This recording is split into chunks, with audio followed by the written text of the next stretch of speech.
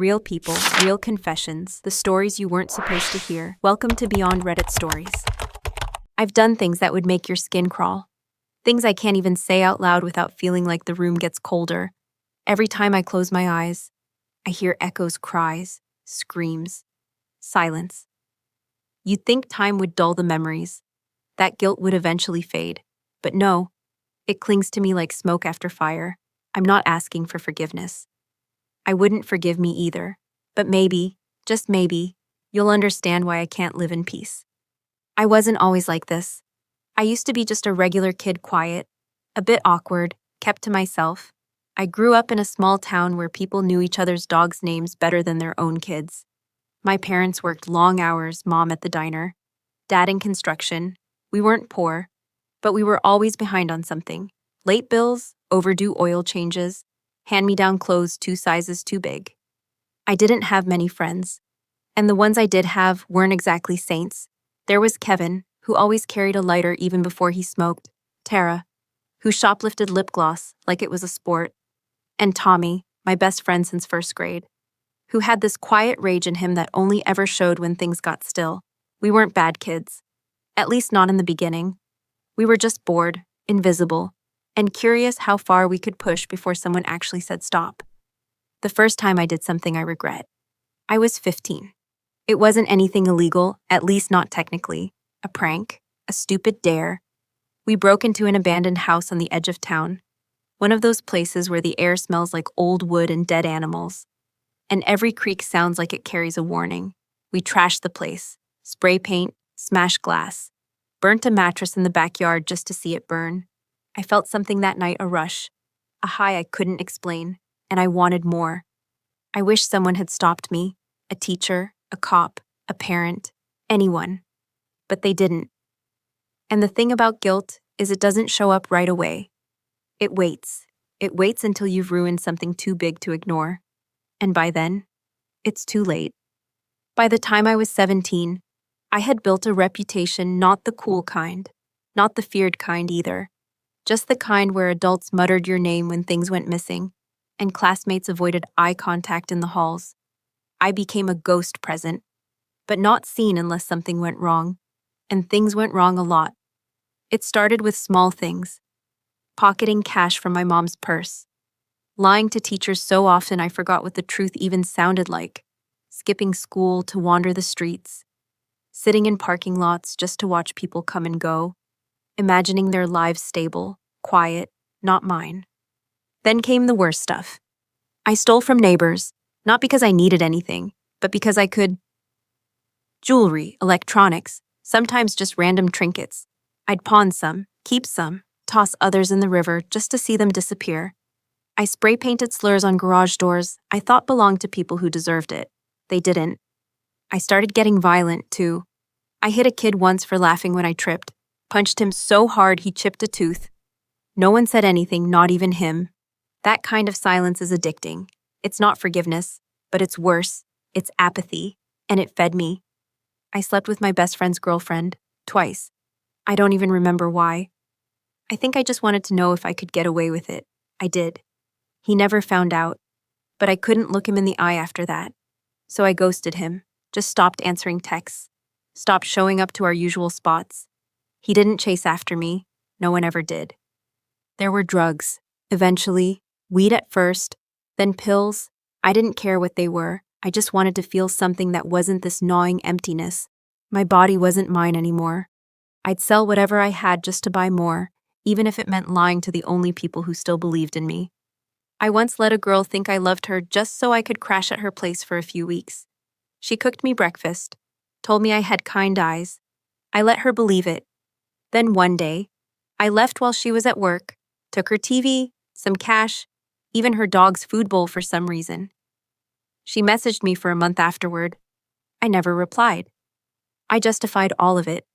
Told myself I was a product of my environment, that the world didn't care about me, so why should I care about it? But deep down, I knew better. I knew exactly what I was doing, and I didn't care not then. I didn't care when I saw the look on my mom's face the night she realized I'd forged her signature on a loan. I didn't care when my sister cried because I stole the birthday money our dad had saved for her.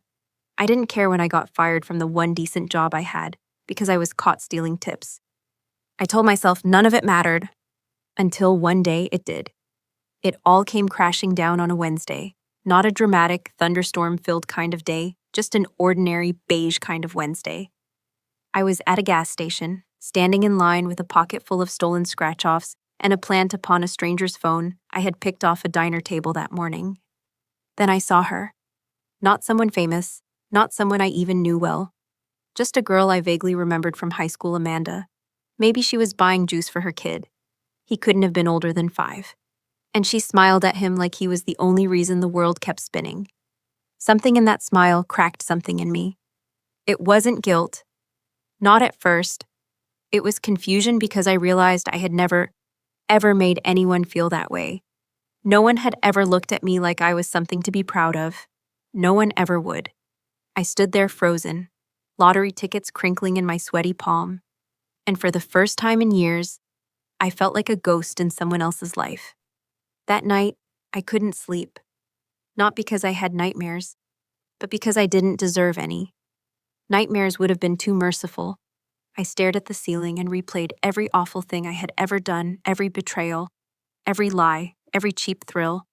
They weren't cool memories anymore. They were a montage of failure, a reel of people I had used up and discarded like trash.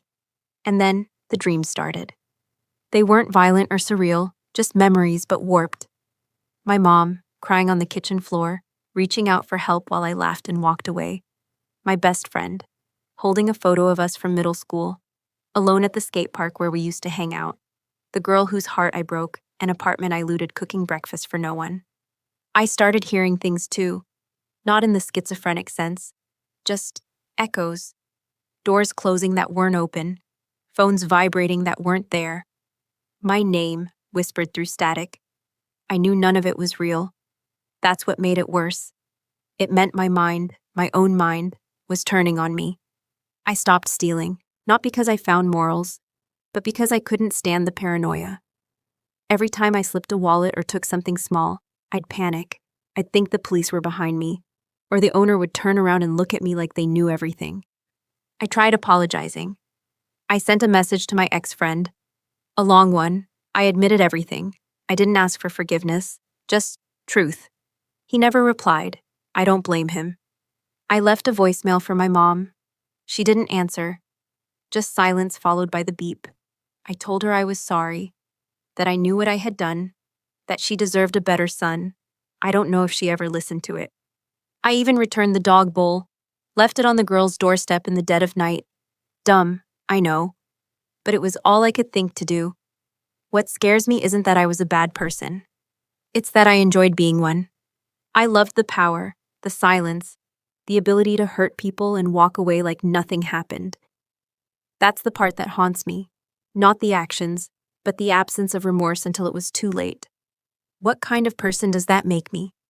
I've started keeping a journal filled with every terrible thing I've ever done. It's not for pity, not for forgiveness, just for record. Because if I ever feel like slipping again, I want to remember exactly who I was. And who I never want to be again. Some nights, I wonder what would have happened if I had never changed. If I had just kept going, kept stealing, lying, betraying. Maybe I'd be in jail, maybe dead. Or worse, maybe I'd be exactly the same, still out there hurting people and feeling nothing. But I'm not better. I need you to understand that. I haven't healed. This isn't some comeback story where I find God, or love, or a redemption arc in the third act. I still wake up sweating, still avoid mirrors, still flinch when people look at me too long, like they might see what I'm underneath.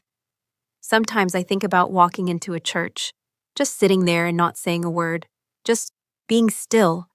Not because I'm religious, I'm not, but because I want to feel small again. I want something to humble me, something to remind me that I'm not the only monster walking around with regret stuffed in his back pocket. Do people like me deserve a second chance? Does regret count if it only comes after you've lost everything? I don't have an answer. I don't know if I'm trying to make things right or just trying to feel less horrible. I don't know if I'm capable of real change, or if I'm just addicted to the idea of it like some sick moral placebo. But I'm still here. Still writing, still trying. Maybe that counts for something, maybe not. If this story hit you in any way, if it made you think of something you've done, or something you've forgiven, share it. Not for me, but for you. Drop a comment. Let's talk about the hard stuff. And if you want more raw, honest stories like this one, don't forget to like, subscribe, and share the channel with someone who might need it. Thanks for listening.